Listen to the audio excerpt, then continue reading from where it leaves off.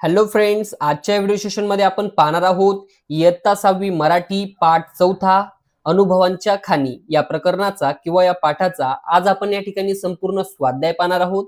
चला तर मित्रांनो, आजच्या व्हिडिओ सेशनला सुरुवात करूया.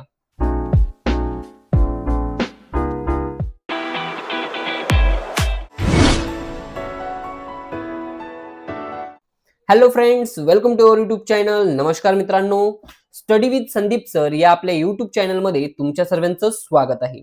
आपल्या या स्टडी विथ संदीप सर या युट्यूब चॅनलवर तुम्ही जर नवीन असाल तर आपल्या युट्यूब चॅनलला सबस्क्राईब करून सोबतच बाजूची बेल आयकॉन क्लिक करून ऑल नोटिफिकेशन ऑन करा, जेणेकरून तुम्हाला आपल्या नवनवीन स्वाध्यायाची नोटिफिकेशन सर्वात आधी मिळत राहील.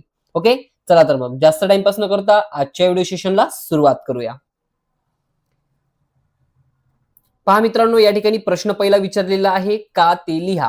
या ठिकाणी पहिला प्रश्न आहे, घरी येताना सौरभचा चेहरा फुललेला होता. याचं कारण काय आहे मित्रांनो? तर या ठिकाणी याचं कारण येणार आहे, त्याला शाळेकडून म्हणी आणि वाक्यप्रचार हे पुस्तक आणि प्रमाणपत्र हे बक्षीस म्हणून मिळाले होते. आलं लक्षात? चला पाहूया पुढचा प्रश्न. सौरभ घरी आला तेव्हा आई घरी नव्हती. याचं कारण काय मित्रांनो? तर या ठिकाणी लक्षात घ्यायचंय, ती शेजारच्या राधा काकूंकडे गेली होती. बरोबर.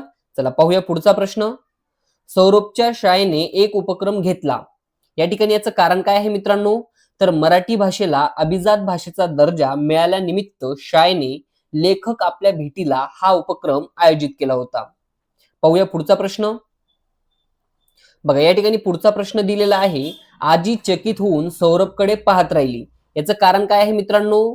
तर सौरभ थांबता न थांबता धाडधाड म्हणींवर म्हणी सांगतच राहिला. त्यामुळे आजी सौरभकडे पाहून काय झाली तर चकित झाली. आलं लक्षात? चला पाहूया पुढचा प्रश्न. प्रश्न क्रमांक 2, कोण ते लिहा. राधा काकूंकडे गेलेली. राधन काकूकडे कोण गेलेली होती? तर लेखकाची आई. बरोबर. त्यानंतर म्हणी व वाक्यप्रचार या पुस्तकाचे लेखक कोण आहेत मित्रांनो? तर या ठिकाणी लक्षात घ्यायचं आहे, डॉक्टर अरुण जोशी.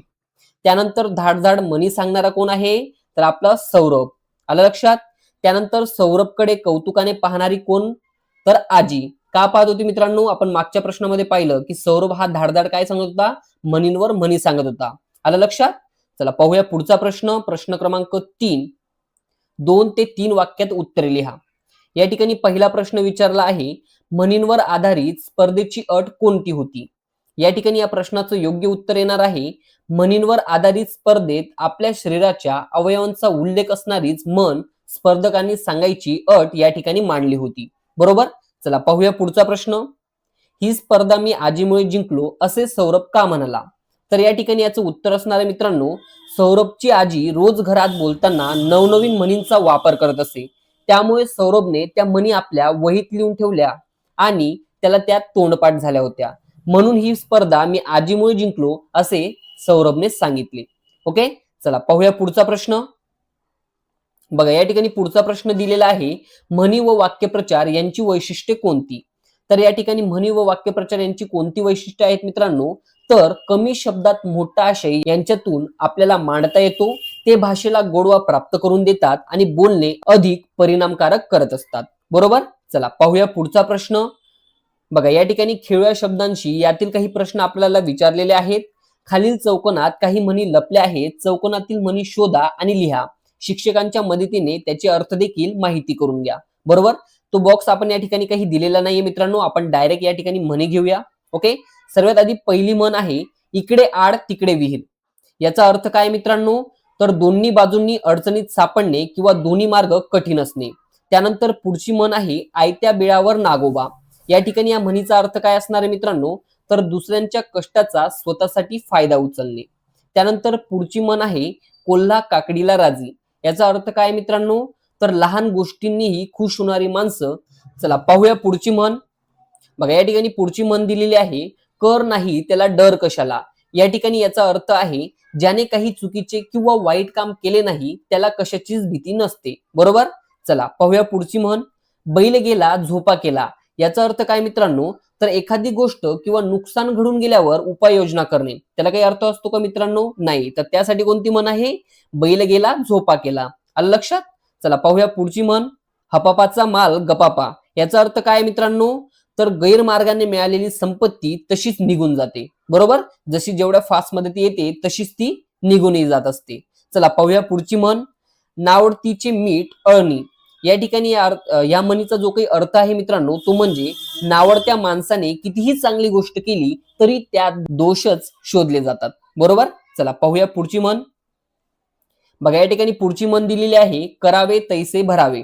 म्हणजे काय मित्रांनो, तर जसे कृत्य करू तसेच त्याचे फळ आपल्याला मिळणार आहे. बरोबर. आपण एखाद्याशी चांगुलपणाने वागू तर तो देखील आपल्याशी चांगुलपणाने वागेल. आपण त्याच्याशी वाईट वागू तर तो देखील आपल्याशी वाईटच वागेल. आलं लक्षात. चला पाहूया पुढची म्हण. गाव करी ते राव न करी. या ठिकाणी या म्हणीचा जो काही अर्थ आहे मित्रांनो ते म्हणजे जे काम एकीने सर्व लोक करू शकतात ते एकटा श्रीमंत माणूसही करू शकत नाही. म्हणजे एकीमध्ये हे खूप बळ असतं. आलं लक्षात. चला पाहूया पुढची म्हण. अति तिथे माती. याचा अर्थ काय मित्रांनो, तर कोणत्याही गोष्टीचा अतिरेक वाईट ठरतो. आलं लक्षात. ही म्हण आपण जास्त तर वापरत असतो मित्रांनो, लक्षात घ्यायचंय. चला पाहूया पुढची म्हण. बाप तसा बेटा. याचा अर्थ काय मित्रांनो, तर पालकांचे गुण किंवा स्वभाव हे त्यांच्या मुलांमध्ये आपल्याला दिसून येत असतात. आलं लक्षात. चला पाहूया पुढची म्हण. गर्वाचे घर खाली. या ठिकाणी या म्हणीचा अर्थ काय मित्रांनो, तर गर्विष्ठ माणसाचा शेवटी पराभव किंवा अपमान होतो. आलं लक्षात. चला पाहूया पुढचा प्रश्न. प्रश्न क्रमांक 2. पाठात आलेल्या म्हणींचा अर्थ समजून घ्या व वाक्यात उपयोग करा. या ठिकाणी पहिली म्हण दिलेली आहे आपला हात जगन्नाथ. या ठिकाणी याचा अर्थ काय मित्रांनो, तर स्वतःचे काम स्वतः करणे सर्वात श्रेयस्कर असते. या ठिकाणी वाक्यात उपयोग बघा मित्रांनो. इतरांवर विसंबून न राहता रमेशने स्वतःचे घर स्वतः बांधले. म्हणतात ना आपला हात जगन्नाथ. बघा मित्रांनो दुसरी म्हण दिलेली आहे एका हाताने टाळी वाजत नाही. या ठिकाणी अर्थ काय मित्रांनो, तर कोणत्याही भांडणात किंवा वादात दोन्ही बाजूंचा दोष असतो. या ठिकाणी वाक्यात उपयोग बघा मित्रांनो. भांडण मिटवताना शिक्षकांनी दोन्ही मुलांना समज दिली की एका हाताने टाळी वाजत नाही. चला मित्रांनो पाहूया पुढची म्हण. हाताच्या कांकणाला आरशा कसाला. या ठिकाणी याचा अर्थ आहे मित्रांनो उघड असणाऱ्या किंवा प्रत्यक्ष दिसणाऱ्या गोष्टीला पुराव्याची गरज नसते. वाक्यात उपयोग मित्रांनो.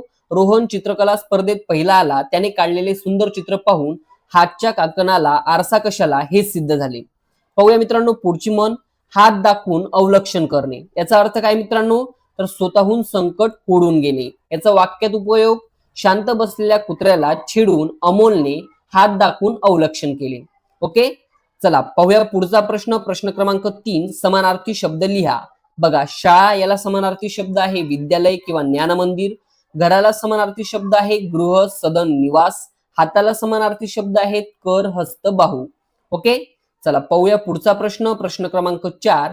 हात व हस्त हे एकाच अर्थाचे शब्द आहेत. खालील शब्दात हात व हस्त लपलेले आहेत. ते शब्द वाचा व त्यांचे अर्थ समजून घ्या. असे इतर अवयवांवर आधारित शब्द शोधा व लिहा. या ठिकाणी बघा मित्रांनो आपण ते दिलेले आहेत. त्याचा तुम्ही स्क्रीनशॉट घेऊ शकतात आणि लिहू शकतात. बरोबर. जसा हातोडा. हातोडा म्हणजे काय, तर लोखंड किंवा लाकूड ठोकण्याचे एक हत्यार आहे. त्यानंतर हातकंकण म्हणजे हातात घालायचे कडे. हस्तक्षेप म्हणजे दुसऱ्यांच्या कामात मध्यस्थी किंवा अडथळा आणणे. हस्तकला म्हणजे हाताने केली जाणारी कलात्मक किंवा कौशल्याची निर्मिती. हातमोजे म्हणजे हाताच्या संरक्षणासाठी किंवा थंडीपासून वाचवण्यासाठी हातात घालायची मोजे. हस्तरेषा म्हणजे तळहातावरील रेषा. हस्ताक्षर म्हणजे हाताने लिहिलेले अक्षर किंवा लिखाण. हातखंडा म्हणजे एखाद्या कामात असलेले विशेष प्रावीण्य. त्यानंतर मित्रांनो तसेच पुढे पण काही शब्द दिलेले आहेत. हस्तलिखित म्हणजे हाताने लिहिलेला ग्रंथ पुस्तक किंवा कागदपत्र. हस्तांदोलन म्हणजे शुभेच्छा देण्यासाठी किंवा भेटताना एकमेकांचे हात मिळवणे. हस्तगत म्हणजे ताब्यात घेतलेली किंवा मिळवलेली वस्तू. हातशिलाई म्हणजे यंत्राऐवजी हाताने केलेले शिवणकाम. हस्तमुद्रा म्हणजे हाताच्या बोटांनी किंवा तळहाताने केलेली विविध आसने मुद्रा. आणि हातचलाकी म्हणजे कौशल्याने किंवा हुशारीने हाताने केलेली सफाई. आलं लक्षात. पहा मित्रांनो या ठिकाणी अनुभवांच्या खाणी या प्रकरणाचा जो काही आपला आजचा स्वाध्याय होता तो या ठिकाणी संपलेला आहे. तुम्हाला आपला आजचा व्हिडिओ कसा वाटला कमेंट्स करून नक्कीच सांगा आणि व्हिडिओ आवडल्यास लाईक शेअर सबस्क्राईब करायला विसरू नका. Thanks for watching this video friends.